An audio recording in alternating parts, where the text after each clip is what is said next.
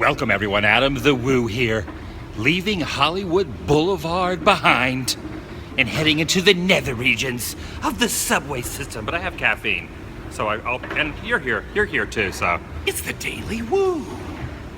He beat me to it. As I descended these stairs, I was very confused. Is that a spot that you're supposed to careen your nether regions over to wipe your tuchus? I don't know.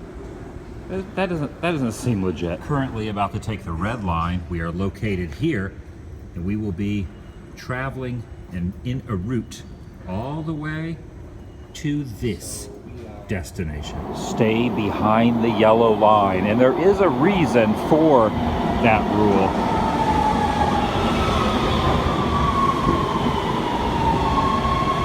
And that's the reason. This one's to Union Station. Yeah, this one's to Union Station.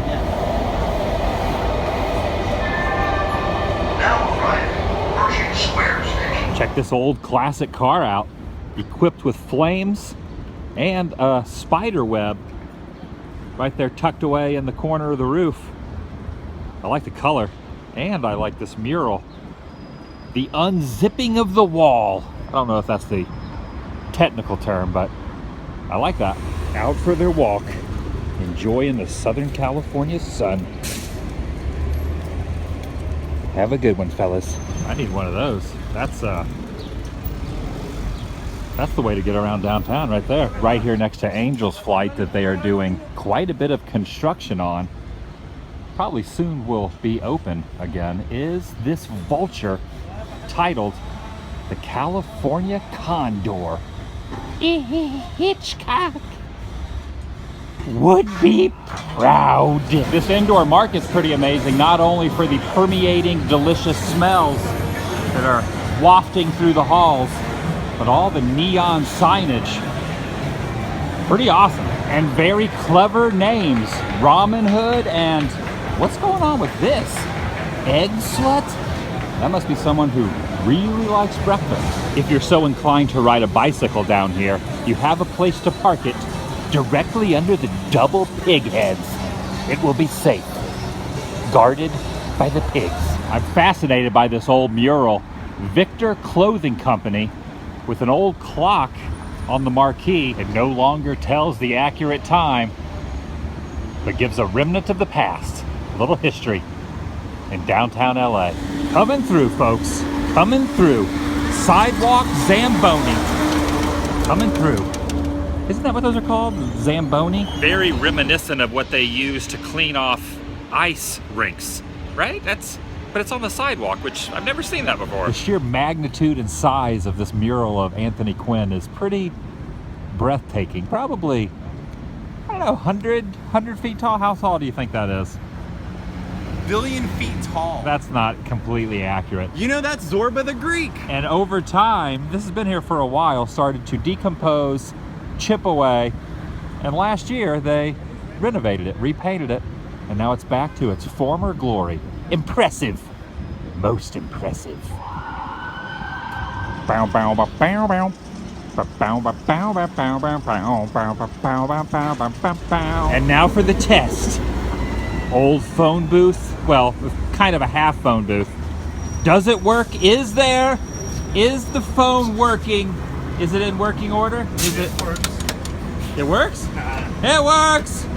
I finally invented no, it doesn't work. Wait, no. Somebody stole the phone book. He was lying. He said it worked. And it doesn't. It's completely not operational. Oh my gosh, I love the little mohawk here. What's up? I like your hair. Very stylish. A few happenings across the road there. Some police presence, some handcuffs involved. It's all part of the experience. I think my favorite thing about Broadway definitely are all the old movie theaters that are located here. The Roxy, the Marquis states, how can this something? Of course, some of the consonants and vowels have been removed. And look at the painting on the ground. This is history that I am currently meandering over. Of course, most of them are no longer showing any films or plays, but the marquees all still remain. If I only had some food, I could feed the birds. Tuppence a bag. Tuppence, tuppence, tuppence a bag. The ambiance down here is amazing. Old newspaper stands. I love it. It's almost as if every block has its own theater, and sometimes two of them. There's the Palace right there on the left. And of course, a main theme back then were these big clocks, which most people don't look at clocks anymore. We all have the time on our phones. Just outside the smoke shop, if you look up, will be the largest pack of cigarettes I've ever seen. Just one of those is the size of a tree trunk. That's huge. Yash. That's right, yash. Yash. Yash. It sounded nothing like Pierce Brosnan. What are you talking about? James Bond. Stepped inside an old restaurant called Clifton's. Has a rich history. Downtown, gonna get some food. Not only do they have sweet tiki mugs, but there is some sort of a wild animal down there already devouring his prey. What the heck? He didn't even wait on a table. He just started eating already. This turtle is made completely out of flour. It is a bread turtle. That is, I've never seen anything like that, or the alligator, or is that a crocodile version as well? Basically the way it works is you walk over this neon sign and then you grab a tray and get your meal. Oh, come on, Snake, get your head out of that guy's, he's got his head buried up where it shouldn't belong. And I am going to indulge in a turkey pot pie. Look how decorative this thing is. Out of all of these desserts, I have opted for the most colorful piece of Jell-O known to man.